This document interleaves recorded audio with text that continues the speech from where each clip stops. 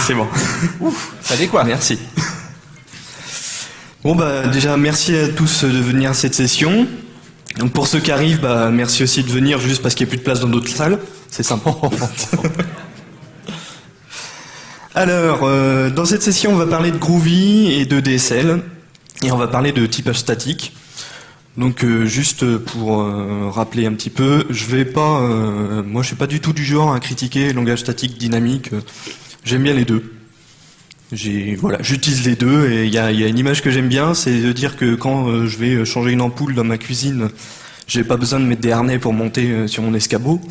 Par contre, quand je vais faire de l'alpinisme, j'aime bien. Donc le typage c'est un peu pareil. Il y a des cas où on s'en fout, on n'en a pas besoin, et d'autres cas où c'est sympa. Donc un des avantages de Groovy, c'est que ça permet de faire les deux.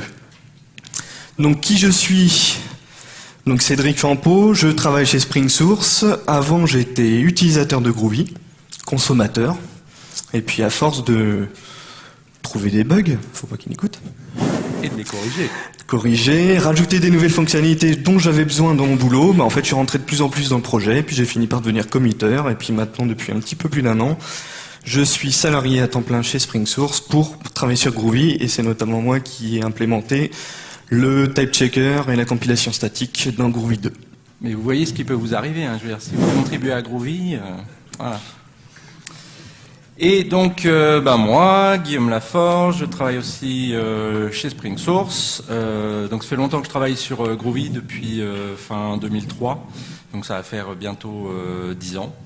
J'ai écrit quelques chapitres du livre Groovy in Action, je fais partie des cast codeurs pour ceux qui écoutent, et puis quelques liens si vous voulez me suivre.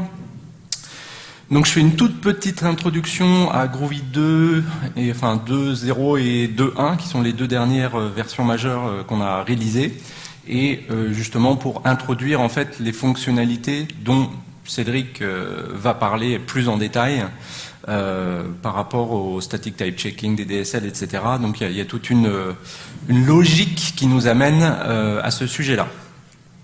Donc dans Groovy 2.0, on a essayé de rendre Groovy plus modulaire. Donc là, c'est un petit peu l'agenda de la version 2.0. On avait un thème sur Java 7 et aussi le thème statique sur lequel Cédric a travaillé.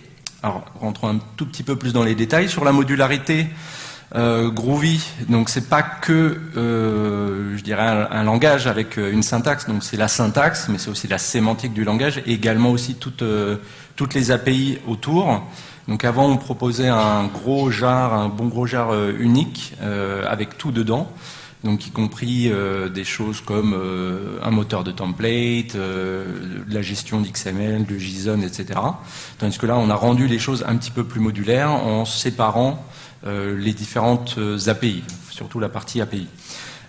Et aussi, ce qui est intéressant, et c'est aussi une des techniques, même si là on la couvre pas vraiment dans cette présentation, mais qui est intéressante pour l'approche DSL, les Domain Specific Languages, c'est cette approche de la modularité qu'on a employée fait que les gens peuvent créer des modules d'extension, j'allais dire à l'anglaise, extension modules, qui permettent par exemple de rajouter des méthodes sur des types existants. Et c'est une des techniques qu'on peut utiliser pour décorer des types existants pour faire des domain specific languages. Donc c'est aussi pour ça que je le mentionne là. Ensuite, sur le thème Java 7, on a rajouté les petites améliorations qui ont été rajoutées dans le langage Java 7. Donc, par exemple, la notation pour les littéraux binaires avec 0B et ensuite que des 0 et des 1 pour écrire en binaire. La notation, donc là c'est la notation hexadécimale classique, mais à part que maintenant on peut mettre des underscores pour séparer les différents digits. Et puis aussi pour la gestion des exceptions, les blocs multicatch où on peut attraper plusieurs exceptions avec la petite barre verticale pour avoir un seul bloc. Donc voilà. Et puis il y avait d'autres choses comme par exemple les strings dans les switches, mais ça c'est des choses que Groovy savait faire depuis 2003, donc c'est pas nouveau. Donc là je voulais juste vous en montrer. Il y a peut-être une question déjà qu'on n'a pas posée, c'est qui est familier avec Groovy dans la salle? C'est important de savoir. Ouais, très bien. Cool. On est en terrain conquis, c'est bon. Bon. Donc je peux continuer. Le support d'Invoke Dynamic, donc Rémi est là. Rémi dans la salle. Le support d'Invoke Dynamic, donc cette nouvelle instruction et aussi les API, puisque c'est pas juste une instruction bytecode qui a été rajoutée dans les JVM, donc qui permet, on va dire pour simplifier, de simplifier l'implémentation d'appels de méthodes dynamiques entre autres choses. Et donc on a un petit flag qu'on peut activer quand on tourne sur JDK 7 ou au-delà, y compris JDK 8, pour pouvoir activer ce support d'Invoke Dynamic. Avec pour objectif, entre autres, déjà de simplifier aussi notre code base, et puis aussi et surtout pour avoir plus de performance pour tout ce qui est code dynamique avec Groovy. Bon, avec succès éventuellement mitigé, puisque des fois, suivant les versions du JDK et de la JVM, les performances sont assez variables, mais bon, les choses progressent bien. Et ensuite, donc le thème statique, avec, en fait, c'est une annotation qui fait appel ensuite derrière à ce qu'on appelle une transformation d'AST. L'AST, c'est l'Abstract Syntax Tree, c'est la représentation en mémoire qu'a le compilateur d'un programme Groovy que vous allez compiler et exécuter. Et en fait, avec cette annotation, on peut dire au compilateur Groovy, bah tiens, pour telle partie du code, par exemple une classe si on met l'annotation sur la classe, ou une méthode si on met l'annotation sur la méthode, on peut dire bah tiens par contre là j'aimerais que tu vérifies un petit peu plus le code qu'on est en train de compiler. Donc par exemple s'il y a des typos dans le nom des méthodes, dans le nom des variables, si on essaie de retourner un int dans je sais pas moi, une méthode qui devrait retourner, je sais pas quoi moi, une date. Voilà, une date ou n'importe quoi, que le compilateur fasse le même feedback que le compilateur Java C. Parce que le fait que Groovy est un langage dynamique, on peut faire tout un tas de choses Sioux qui auraient tout à fait un sens dans un contexte dynamique, mais on peut vouloir avoir le même genre de feedback que le compilateur Java si on sait que le code qu'on fait est typiquement statique et n'a rien enfin pas statique mais impératif, etc. S'il n'y a aucune fonctionnalité particulière dynamique de Groovy est utilisée. Et puis tout ça est fait aussi avec une bonne dose d'inférence de type, ce qui nous permet d'avoir aussi moins de castes. Donc même on peut toujours définir des variables avec def ma variable égale je sais pas new date, et on sait que cette variable, bien qu'on n'ait pas déclaré que ce soit date ma variable, on sait bien que dedans c'est bien une date de type date. Et puis des petits raffinements sur on détecte si on met des types différents dans une variable, etc. Je ne vais pas rentrer dans les détails. Sur le flow typing, il y aura un exemple. Sur le flow typing, en plus, tu as des exemples après. Donc en tout cas, on a une inférence de type qui est assez fine comparée au manque d'inférence qu'on peut faire en Java éventuellement. Ensuite, effectivement, on n'a pas besoin forcément de toutes les fonctionnalités dynamiques du langage. Par exemple, Groovy est souvent utilisé pour étendre une application Java, mais par exemple de manière impérative et sans utiliser par exemple nos builders ou ce genre ou nos expand aux métaclasses pour ajouter du comportement dynamique. Et dans ce cas-là, si le code peut être static type checké, oui, ça c'est franglais, mais bon, s'il peut être vérifié statiquement, eh bien, après tout, pourquoi ne pas le compiler également statiquement, c'est-à-dire de générer à peu près le même bytecode que le compilateur Java C génère lui-même. Et pourquoi entre autres raisons, pour faire du code aussi rapide que Java lui-même, quoi. Donc après, on a toujours tendance à dire oui, les langages dynamiques sont lents et tout, mais non, déjà c'est pas vrai, parce que rien qu'avec le support dynamique ou toutes les optimisations qu'on avait fait auparavant, on peut avoir des choses très très très efficaces. Et puis là, par exemple, si vous avez une partie, je sais pas, un algorithme qui est vraiment le hotspot, où votre code est le plus lent dans l'application, eh bien vous pouvez même comme ça compiler statiquement le petit bout de code qui mérite de l'être pour gagner la performance qui vous manquerait éventuellement. Donc Groovy est aussi rapide que Java si vous le souhaitez, suivant le contexte. Ensuite en Groovy 2.1, donc qu'est-ce qu'on a sorti là il n'y a pas très longtemps. Janvier. J'allais dire oui, janvier. Donc on a continué sur le support d'Invoke Dynamic parce qu'il y avait encore certains appels dynamiques qui passaient pas par cette nouvelle instructions bytecode et par notre support runtime. Les méta-annotations, je vais vous les montrer, ça c'est un petit peu la carte. Donc par exemple, sur les méta-annotations, c'est une manière de regrouper ensemble plusieurs annotations en une seule. Donc en Groovy, on a par exemple la notation @immutable, une annotation, c'est des transformations d'AST en fait. Tiens, si je peux utiliser ton beau pointeur. Laser, s'il te plaît. Ça fait très Star Wars ou pas. Je pensais pas à ça, moi. D'accord. ToString qui permet de générer un beau ToString sans que vous ayez à l'écrire vous-même. Et on a cette petite annotation, Annotation Collector, qui dit qu'en fait, pour cette nouvelle annotation que vous définissez, en fait, on va la substituer à ce que vous avez mis juste au-dessus. Donc, ce qui fait que pour donc voilà les annotations qui sont combinées, le nom de notre annotation, et surtout, dans notre exemple, voilà, la classe foo, ici, on voit qu'il y a l'annotation qu'on vient de définir, et en fait, le compilateur remplace myAlias par @immutable et @toString. Donc ça nous permet de faire des méta-annotations assez facilement, et des fois, par exemple, des annotations plus orientées métier, plutôt que d'avoir 10 annotations sur la même classe, la même méthode, etc. Les méta-annotations. Ensuite, donc Groovy, comme je l'avais dit tout à l'heure, on voit au niveau de l'utilisation que souvent les utilisateurs l'intègrent dans des applications Java pour étendre leur application, et on propose de nouveaux flags et de nouvelles il y a une classe qui s'appelle Compiler Configuration qui permet de spécifier et de customiser la compilation.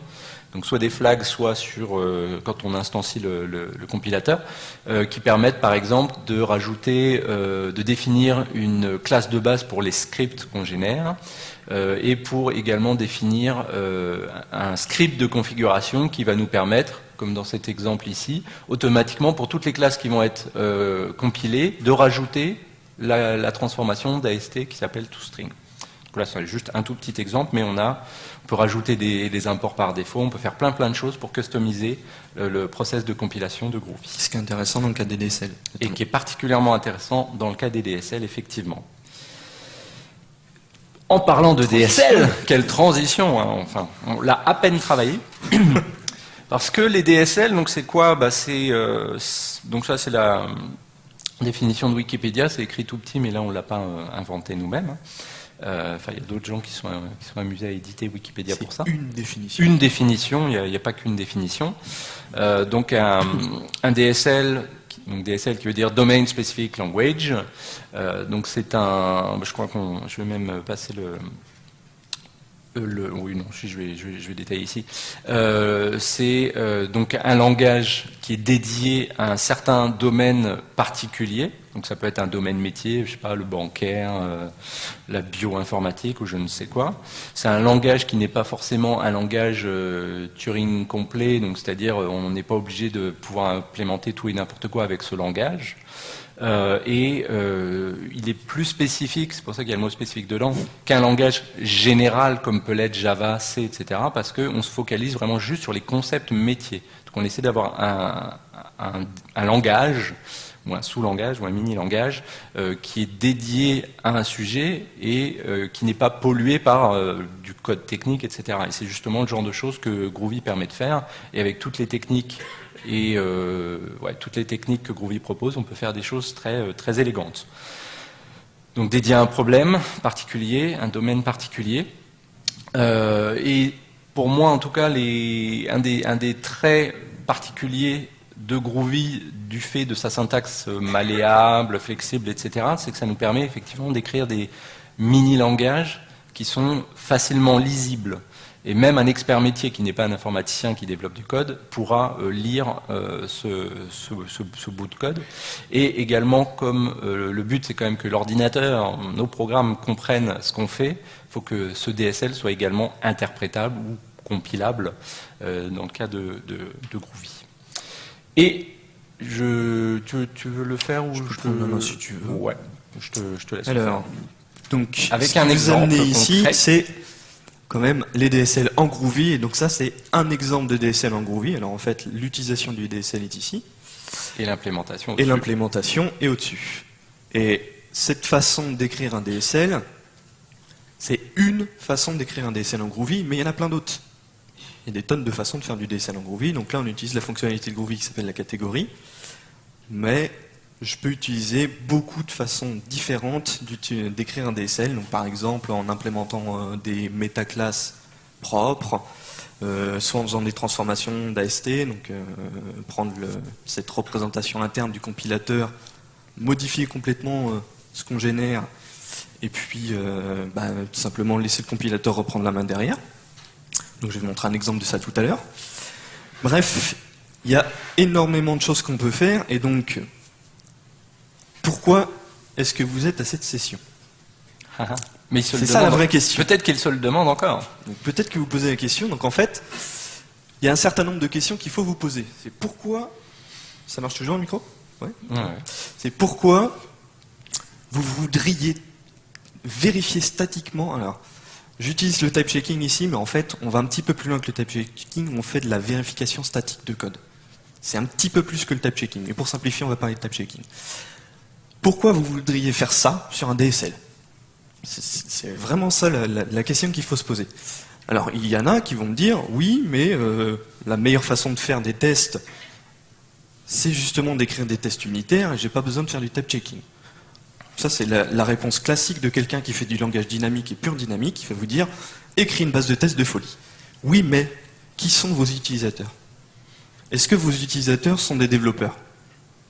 Si c'est le cas, vous avez peut-être une chance qu'ils sachent ce que c'est qu'un test unitaire. Parce que les développeurs, ils écrivent des tests. Ah, pardon. Si, il y en a, il paraît. Oui, il y en a qui ferment les yeux. J'espère. Mais en tout cas, si c'est des développeurs, il y a des chances qu'ils sachent ce que c'est qu'un test unitaire et qu'ils puissent donc les écrire. Mais si mon utilisateur, c'est comme dans mon ancienne société, sont des linguistes, vous leur parlez de test unitaire, ils savent pas ce que c'est. Ils vous regardent avec des gros yeux, ils disent qu'est-ce qu'il vient me dire alors que moi j'écris des règles linguistiques. Donc on écrit un moteur de règles, le DSL c'est quelque chose qui est écrit en Groovy, et ils n'ont pas l'impression de lire du code.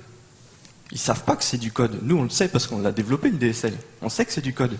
Mais eux le savent pas. Donc des tests unitaires, ils savent pas ce que c'est.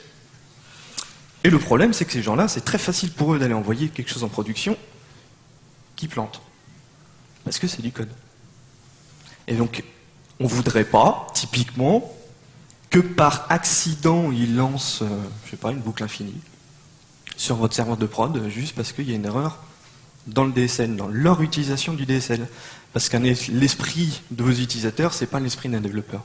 Ils font des choses bizarres, et puis ils trouvent toujours des petits machins, et ils disent, tiens, si je fais ça, ça a l'air de faire ce que je veux. Bref, il y a plein de façons de planter un serveur, et donc l'idée, une des raisons valides pour lesquelles vous voudriez faire de la vérification statique de vos DSL, c'est celle-là. C'est de dire, il faut que mes erreurs soient interceptées avant que ça parte en prod. Vraiment ça. Si c'est juste pour vous faire plaisir, parce que votre zone de confort, c'est le type checking et que vous êtes content avec ça, c'est une mauvaise raison. Il n'y a aucun intérêt à faire du type checking de DSL si c'est juste parce que vous, en tant que développeur, vous êtes orienté statique, entre guillemets. D'accord? La raison, c'est vos utilisateurs, c'est eux en ont besoin. Ils ont besoin de savoir que ça va planter. Ensuite, évidemment, les autres contraintes, bon, ça s'applique pas forcément à nos Groovy, mais je les ai mis quand même. La contrainte, c'est le langage. Quel langage vous type-checkez? Si c'est du SQL, il y a des façons de le faire. Quelles sont les ressources dont vous disposez pour faire ce type-checking? Alors, ces ressources au sens large. Est-ce que pour pouvoir réussir à type-checker votre DSL, il vous faut plus de temps que pour le développer l'implémentation du DSL? D'accord? Donc ça rejoint un petit peu mon dernier point. C'est, est-ce que, parce que je veux que mon code soit vérifié statiquement, je vais aller modifier mon implémentation de DSL? En Groovy, on a vu, il y a plein de façons de le faire. Vous le savez peut-être, hein, peut-être que certains d'entre vous ont déjà implémenté des DSL en Groovy. Mais vous choisissez celle qui vous semble la plus simple. Vous n'allez pas aller, parce que du jour au lendemain on décide qu'il faut aller faire des reports à l'utilisateur des erreurs, aller modifier votre implémentation pour qu'elle devienne type check. C'est un peu bizarre. C'est un petit raisonnement à l'envers. Donc l'idée dans Groovy 2.1, c'est de rajouter des fonctionnalités qui vont permettre, à partir d'une implémentation existante, d'aller faire du type checking sur un DSL qui existe déjà, dont l'implémentation existe déjà. Après, si vous partez from scratch, vous avez encore plus de choix. Alors la première chose qu'on a rajoutée dans Groovy 2.1, c'est le delegates to. Alors ça, c'est du code qu'on trouve typiquement dans Gradle. Je ne sais pas s'il y a des utilisateurs de Gradle. Yes. C'est bien. Continuez. Devant, c'est mal. Alors, typiquement, ici, on définit une fonction qui s'appelle with, qui prend un objet en paramètre et une closure derrière. Tout le monde sait ce que c'est qu'une closure? C'est bon? Ok, parfait. Ça me facilite les choses, merci. Et donc, quand on fait ça, en fait, c'est le with inversé. En Groovy, il y a, je peux faire object.with et puis après appliquer des appels de méthode sur l'objet qui est passé. Et là, c'est l'inverse. On va dire with entre parenthèses object derrière ma closure. C'est clair pour tout le monde, la différence de syntaxe? Donc en fait, le with, au lieu d'être devant, il est derrière. Non, c'est l'inverse. Au lieu d'être derrière, il est devant. C'était pour voir. Le problème, donc c'est ça, cette syntaxe-là, c'est comment un IDE, ou encore pire pour nous, le compilateur, peut savoir ce que fait votre with. Ça peut être du code compilé, il n'a aucune idée de ce que ça fait. Donc le delegates to, on va aller aider votre IDE et on va aller aider le compilateur. Donc l'IDE, pour l'instant je crois que Eclipse le supporte, IntelliJ je suis pas sûr, je crois pas. Mais c'est une annotation qui est compatible avec compile static et type checked. Donc c'est-à-dire que le compilateur sait ce que vous faites et vous allez l'aider. D'accord? Donc à gauche, c'est le code sans delegates to et le deuxième, c'est le code avec. Donc si vous exécutez ce code-là sans le delegates to et que vous mettez la notation compile static, ce qui se passe, c'est que quand le compilateur tombe sur ce code-là, il analyse foo, et foo n'existe pas sur la classe où est définie la closure. Donc ici mon script. D'accord? Donc il me dit, bah foo je connais pas. Un problème, moi mon implémentation de foo elle disait, oui mais en fait, je prends la closure, je change le delegate, et je l'exécute. Et en faisant ça, en fait, l'appel de méthode qui est ici, foo, passe comme un appel sur le delegate. C'est clair pour tout le monde? Avec delegates to, ce que je vais faire, c'est lui dire, en fait, je vais déléguer à quelque chose qui est de la classe foo. Et donc ici, le compilateur, quand il va voir un appel de méthode qu'il ne connaît pas, il va se dire, ah, est-ce que with était annoté par delegates to? Oui, il l'est. Donc en fait, le récepteur du message au sens objet est du type classe foo, et donc ça passe la compilation. Et ça marche. Donc là, vous allez me dire, ouais, mais tu triches un peu, parce que là, tu lui donnes explicitement ce que c'est que le classe foo. Là. Ouais, je triche un peu, mais en fait, on peut faire mieux. On peut lui dire delegates to target, en lui disant, bah, en fait, ça délègue à un des paramètres de ma méthode. En sachant qu'on peut encore généraliser, avoir plein de closures, plein de delegates dans votre signature de méthode, ça marche pareil. Et donc là, ce qui est intéressant, c'est que tout à l'heure, on a parlé de flow typing. Et ici, ce que je fais, je mets un object dans obj, et derrière, je mets un foo. Donc j'ai deux types qui sont stockés, object, foo.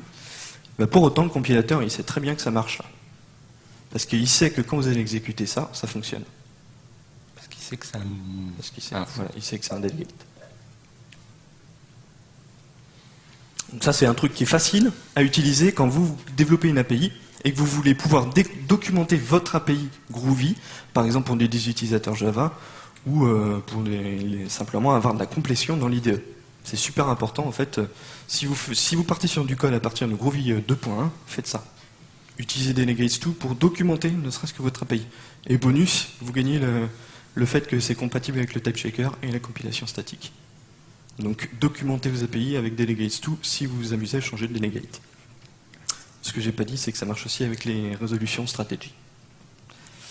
Deuxième point, donc les extensions de type checker. Donc là, on arrive typiquement dans le cas où l'implémentation du DSL existe déjà et vous n'avez pas envie de la changer pour pouvoir faire fonctionner. Donc je prends par exemple un DSL, je sais pas moi, un robot qui va sur Mars, hein, pour faire plaisir à Guillaume qui aime bien cet exemple-là. Et puis mon robot, juste le script de mon DSL, c'est robot point avance de 10. C'est tout ce qu'il y a dans le code. Robot point avance de 10. Qu'est-ce qui se passe si vous compilez ça avec le compilateur Groovy et que vous mettez type check? Robot, je connais pas, je sais pas ce que c'est, je sais pas quel type c'est, donc ça plante. Ok? Et bien là vous êtes bien embêté, vous pouvez rien faire. Donc là c'est typiquement le cas, vous êtes obligé de changer votre implémentation pour pouvoir avoir du code type checké. Et on veut pas que l'utilisateur il commence à utiliser des classes, forcément c'est plus tellement un DSL. Et donc le type checker maintenant envoie des messages quand il n'est pas content. Mais ça je connais pas, je sais pas ce que c'est. Il va envoyer un message, et puis si vous avez écrit une extension du type checker, vous pouvez intercepter ce message et dire hey, moi je sais ce que c'est. Comment ça marche? Ça c'est les schémas compliqués pour faire plaisir à Rémi. C'est le processus de compilation de Groovy. Donc on fait plein de trucs compliqués. Alors on a du code source, on le parse, ça fait un arbre concret, donc c'est la sortie dans tel arbre. Après on le convertit dans notre AST à nous. Ah puis là c'est chouette parce qu'à partir d'ici on peut faire plein de choses, donc notre fameuse transformation d'AST. Et puis à la fin on a du bytecode. Et moi sur le coup j'ai cru que c'était le collier de perles que ma fille de 5 ans faisait, mais non. Non, ça y ressemble. Le type checker il fonctionne ici. À cette étape-là, ça sert juste à vous dire que si vous faites des transformations dans le syntaxique, dans Groovy, comme elle se passe à n'importe laquelle de ces étapes ici, en fait le type checker est compatible. Ok? Et maintenant, ce qu'on rajoute dans Groovy 2.1, c'est que ici, vous pouvez plugger un script Groovy, qui se trouve être un DSL lui-même, alors qui n'est pas type-checké, j'ai pas envie de le faire. Mais donc, on utilise un DSL écrit en Groovy pour aller aider le compilateur pour type-checker les DSL. C'est un peu le C'est serpent. assez rigolo comme concept. Alors, comment ça marche? En fait, le type check de tout à l'heure, on va lui passer une liste d'extensions qui sont des scripts Groovy. Et puis ça marche, c'est terminé. Presque. Donc ici, typiquement, mon utilisateur, il s'en moque de mettre des majuscules et des minuscules sur des appels de méthode, il ne sait même pas ce que c'est qu'un appel de méthode. Et donc on voudrait bien que le tout uppercase, en fait, allez, c'est bon, ça passe. En fait, elle existe cette méthode.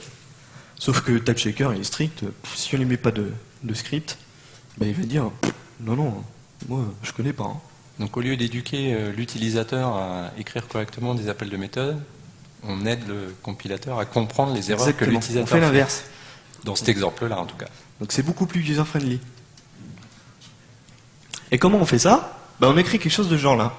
En fait, le type checker, quand il a vu que la méthode il ne la connaissait pas, ben, il envoie un événement qui s'appelle method not found, et vous pouvez réagir dessus. Donc en fait, il vous envoie donc ça c'est le type de la classe qui reçoit le message, donc le receveur, le nom de la méthode, sa liste d'arguments, les types des arguments parce qu'il est sympa, il vous les file comme il les a inférés, il vous donne les types inférés des documents, des paramètres, que vous n'ayez pas à faire l'inférence vous-même. Et puis derrière, si le cœur vous en dit, vous pouvez lui dire ce que c'est. Et en fait ce que je fais ici, faire un return de new method quelque chose, je fais pas quelque chose de génial, je lui dis juste, en fait, cette méthode elle existe, et elle renvoie un type string. Le concept est simple, donc le compilateur, il voit ça, il dit ok, bon, donc la méthode existe, elle renvoie un type string. Et donc maintenant, je peux continuer. C'est le principe des extensions. Alors ce qui est rigolo avec ça, c'est qu'on peut faire plus de vérification que ce que fait Java. Donc typiquement en Java, vous avez la méthode printf, qui est un petit peu le printf de C, c'est la même chose, où on a des strings qui sont hardcodés, et dedans il y a des tokens particuliers, $D. Et nous, on sait, quand on code, que $D, ça doit être un numérique qu'on passe en paramètres, sauf que comme c'est des... Voilà, c'est la signature de cette méthode, c'est des objets, en fait, quand on compile, on n'a aucune garantie que ce qu'on a mis là, c'est compatible avec le format dans la chaîne de caractères. Je pourrais très bien ici mettre une date, au lieu de mettre un entier, et puis c'est que au runtime où ça va pas être le bon format. Alors qu'on peut attraper ça à la compilation. Donc ce qui est intéressant avec les extensions du TypeChecker, c'est de dire non seulement le TypeChecker il va envoyer des erreurs, des messages plutôt quand il a des erreurs, mais en plus il va vous envoyer des messages au fur et à mesure qu'il avance pour vous laisser la chance d'aller rajouter des erreurs là où lui, il n'en mettrait pas. Donc l'implémentation de ce truc-là, elle existe, on pourrait aller la voir la plus complète, mais voilà, typiquement on va faire ça. On va dire, tiens, à un moment, je vais lancer une static type error avec un certain nombre de paramètres et dire, bah en fait, le paramètre que tu as pris là, puisqu'on m'a donné les paramètres, c'est pas le bon. Et donc je peux lancer une erreur en disant, je m'attendais à avoir un entier, en fait j'ai eu une date. Donc on rajoute à la compilation des choses que Java ne sait pas faire ou que Groovy ne sait pas faire. On peut être encore plus strict que Java si on peut veut. être plus strict que Java si on veut. Donc on peut être en plus, enfin bref. Il y en a à qui ça ferait très plaisir de pouvoir faire ça. Donc là, sur les, on va dire, il y a à peine le petit quart d'heure qui me reste, je voulais vous montrer un exemple plus concret de ce qu'on peut réussir à faire en combinant toutes les fonctionnalités dont on a parlé jusqu'ici, toutes les fonctionnalités Groovy 2, Groovy 2.1, donc qui est compilation statique, type checking, les transformations d'arbres syntaxiques. Est-ce que vous êtes familier avec les transformations d'arbres syntaxiques? Est-ce qu'il y en a qui utilisent par exemple toString en Groovy ou add singleton, des choses comme ça? Non? D'accord, donc je vais montrer d'abord un petit exemple de ce truc-là. Donc les transformations d'arbres syntaxiques, les alias d'annotation, et puis donc les extensions du TypeChecker. Donc là c'est une petite présentation entre guillemets grand public. Si vous voulez vraiment des détails sur comment ça marche, j'ai fait un petit blog post là-dessus. Je me suis fait plaisir. Voilà. Alors, on va partir sur l'idée d'un builder. Vous utilisez tous des builders en Groovy. Markup builder, c'est quand même pratique. Markup builder, bah, c'est super un markup builder parce que ça permet de faire new markup builder et puis après je fais point HTML, body, paf, paf, paf, paf, paf, paf. Et puis ça passe et ça me génère ma chaîne de caractères, j'ai rien eu à faire. C'est super, mais parfois on aimerait bien être un petit peu plus strict. Donc, par exemple, si je veux me limiter à du HTML ou XHTML builder. Ok. Donc je voudrais que le compilateur, par exemple, il plante si au début je ne mets pas une balise HTML. Est-ce que c'est possible de faire ça? Réponse, oui, c'est possible en Groovy. Non seulement c'est possible, mais en plus, le builder et le code ici de cette méthode est statiquement compilé. Donc ça veut dire qu'on a fait les vérifications des types. Et chose intéressante aussi, ici on a une map avec une clé, une valeur. Et là, je suis capable d'aller vérifier que cet attribut-là, qui est une clé d'une map passée en paramètre, il est valide. Quelque chose qui est impossible à faire normalement en Groovy. Même Groovy 2 avec un TypeChecker. D'accord? Parce que c'est juste une map. Votre méthode apprend à paramétrer une map, comment on va aller vérifier que le paramètre il est correct. Donc c'est ça. Encore plus rigolo, ce builder-là, en fait j'avais commencé par faire une première étape où j'ai dit bah oui c'est facile, je vais faire cette fameuse implémentation où bah, je peux l'écrire à la main, moi mon builder. Je vais créer des classes internes, donc en fait builder.html c'est une méthode HTML et puis en paramètre ça va me prendre donc il me faut un truc qui prend une closure et puis ça va renvoyer une classe interne tag qui va elle-même mettre avec des sous-classes ainsi de suite où on peut à chaque fois prendre un type explicite. Mais c'est quand même vachement plus sympa si ce builder là on pouvait le générer automatiquement à partir d'un schéma. Et si ce builder il pouvait être lui-même statiquement compilé. C'est possible. Avec une seule annotation, ce code-là est statiquement compilé, alors que je n'ai pas mis compile statique. Et en plus, il me génère mon HTML builder qui est là, qui est lui-même statiquement compilé, et qui correspond à mon schéma. Donc mon schéma, il dit que ici j'ai du HTML au début, ensuite j'ai du head, j'ai du title, et par exemple sur le A, j'autorise les attributs href et target, et pas d'autres. Donc je définis un schéma, et derrière, ça m'a généré automatiquement mon builder.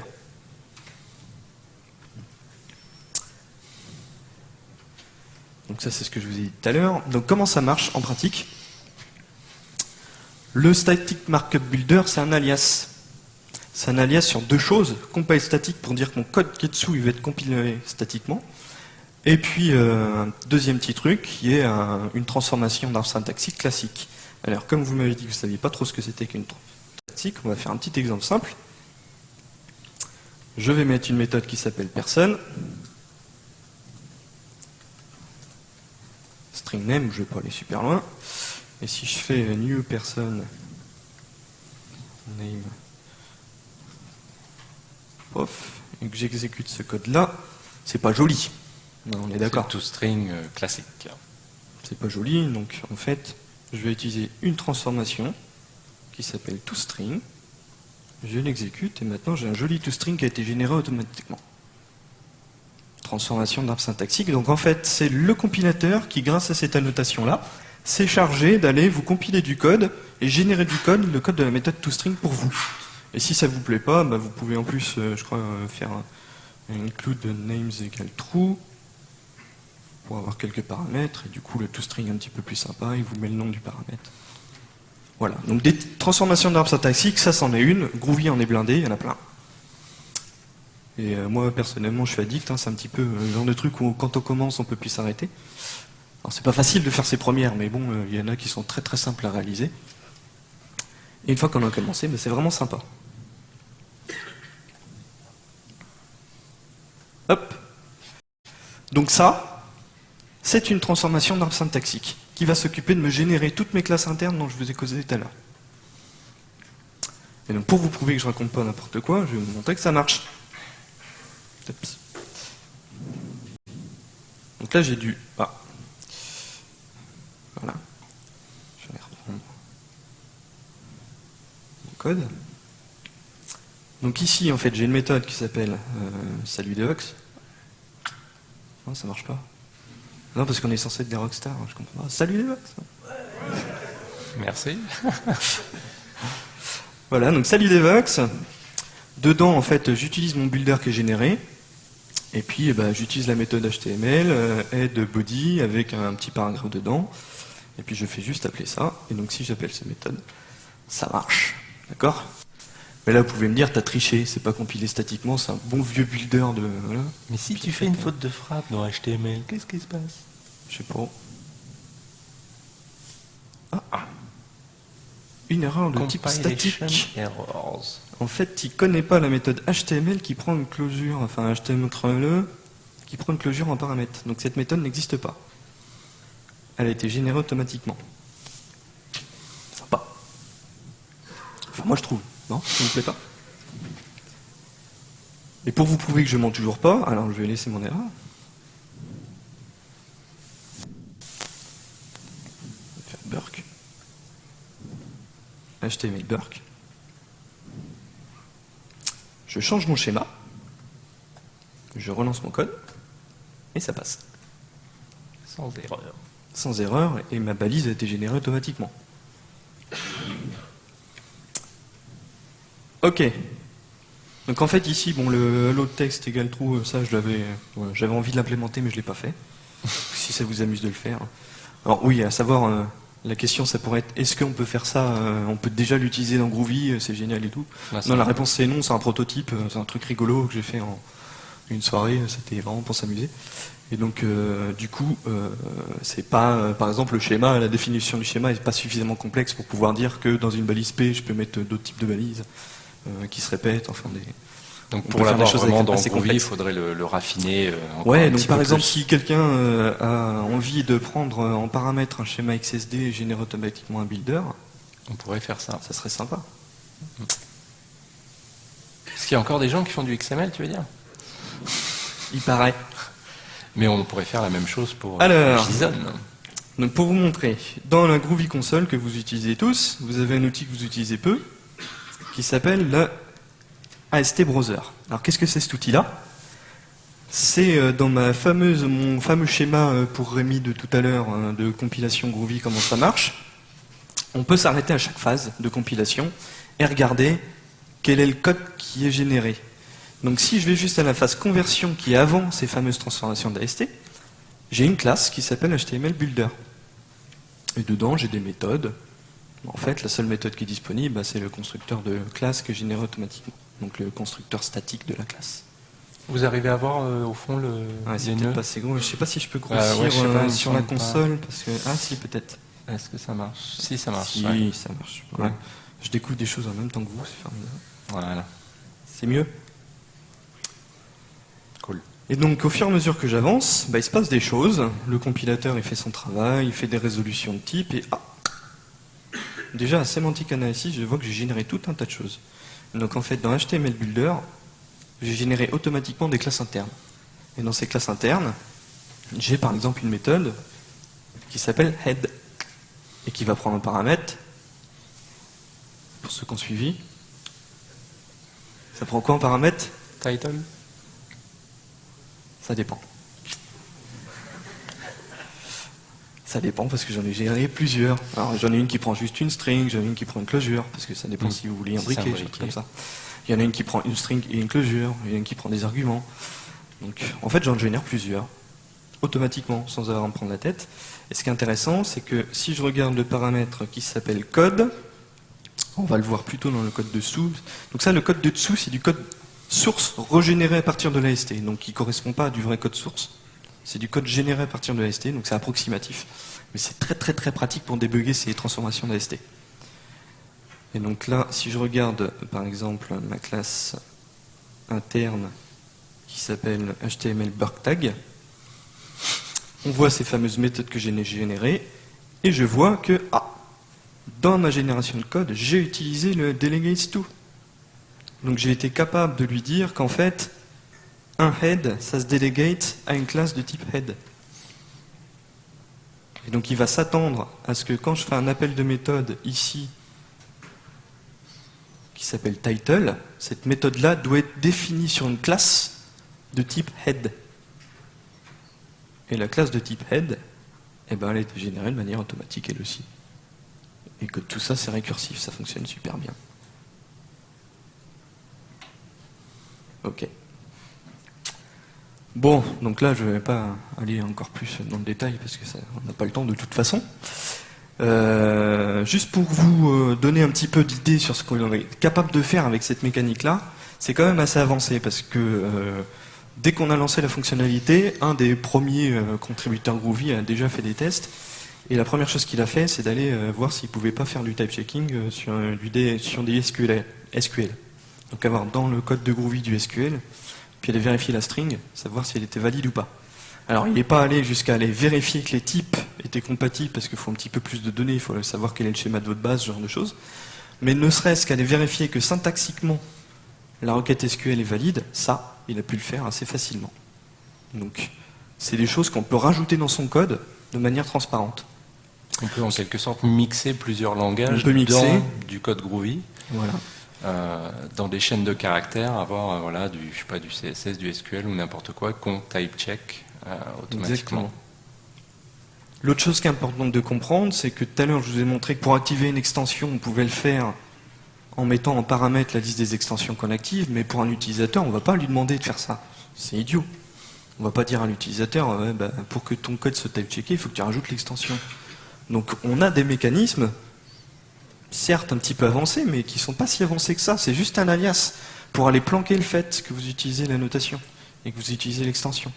Et pire, si c'est un script que vous compilez, vous pouvez même complètement masquer cette annotation-là et l'injecter dans le compilateur, automatiquement. Et donc ce qui reste du code utilisateur, c'est pas compile statique void salut devox, c'est juste ce qu'il y a à l'intérieur et ça suffit. Et tout est généré de manière statique. Voire même juste HTML Burk, etc. si on voulait. Par exemple. En cachant encore plus de choses. Donc, pour que le DSL se concentre vraiment sur la partie métier. Bon là, métier de générer du HTML, je ne sais pas si c'est un vrai métier. Non. Mais faut pas qu'on le dise. Non, parce qu'il y a peut-être des web développeurs qui font que du HTML toute la journée. Mais en tout cas, c'est vrai qu'on peut se concentrer vraiment juste sur la partie qui importe. Ici, on veut générer du HTML, on veut générer du markup. Donc après, tout le reste, tout ce qui est autour, finalement, c'est la décoration technique pour que ça marche. Mais même ça, on peut, dans le script, ne mettre que la partie HTML Burk et tout ce qui est en dessous. Voilà. Donc c'est clair qu'en 45 minutes, c'était un peu chaud de vous montrer toutes ces fonctionnalités-là. Mais en tout cas, sachez que c'est possible de le faire, qu'on peut faire des choses très avancées comme ça. On n'est pas obligé de commencer aussi hard entre guillemets. Là, je l'ai fait simple. Hein. Quand je fais dans les conférences Groovy, je monte plus dans les détails, c'est un petit peu plus chaud que ça. On peut faire des trucs très bien, comme par exemple type-checker les fameux bin builders de Grails, si vous utilisez Grails. Et donc aller vérifier que quand vous créez des bins, ils sont bien du bon type, avec les bonnes propriétés. Et donc que ça plante à la compilation avant de planter en prod. Sympa. Enfin bref, donc il nous reste 3 minutes. Si vous avez des questions, je serai très content de répondre. Une question concernant Ouais. est-ce qu'on pourrait se servir un peu justement de la compilation statique pour Alors. vérifier en fait qu'une variable utilisée dans du GSP n'est pas injectée dans le modèle? Alors, donc, je répète la question. Est-ce que dans Grails, déjà, je peux utiliser la compilation statique? C'est Oui. une première partie. Donc la réponse c'est oui en Grails 2.1, je crois. Et il l'utilise déjà aussi en interne. Il est utilisé en Aussi. interne. Et la deuxième partie de la réponse c'est est-ce que je peux l'utiliser dans les GSP pour faire du type checking? Eh bien, probablement si Il me semble que avec les mécanismes d'extension, ça serait jouable. ouais, c'est faisable. Et Sans je doute crois faisable, c'est que du boulot, mais ça le fait pas, hein, mais ça serait faisable. Committeur Stéphane aussi, il me semble qu'il avait expérimenté aussi déjà en partie avec ça. Donc, Sachant que Grails est un cas d'utilisation extrêmement intéressant et complexe à la fois, puisque Grails utilise à peu près toutes les techniques de métaprogrammation possibles en Groovy. donc c'est un bon tout champ mélangé. d'expérimentation. Dire un coup ça utilise du get property, un coup une métaclasse, un coup machin, des transformations d'AST. Ça fait tout. Donc typiquement oui, c'est le genre de cas intéressant à voir. Une autre question? Faites pas les timides. Est-ce que vous avez compris ce que je vous ai raconté?